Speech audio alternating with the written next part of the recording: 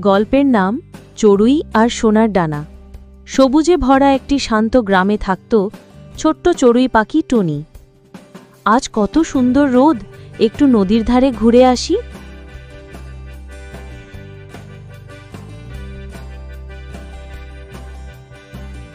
খেলতে খেলতে টুনি ঝোপের মধ্যে কিছু চকচকে জিনিস দেখতে পেল।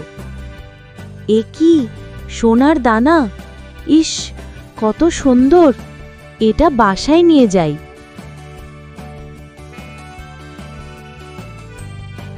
খবর পেয়ে গেল গ্রামের লোভী কাক কালু।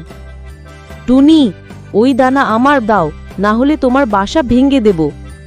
না কালু ভাই, এটা আমি পেয়েছি, আমি কাউকে দেব না। টুনি ভয় পেল না। সে তার বন্ধু ময়না রানী, পিকুটিয়া আর বাবলা কবুতরকে ডাকল। চিন্তা করো না, আমরা একসাথে কালুকে হারাবো। হ্যাঁ, আমি ওর ডানা টেনে ধরব, আর আমি ওর উপর পানি ঢালব। পরের দিন কালু দানা নিতে এলো।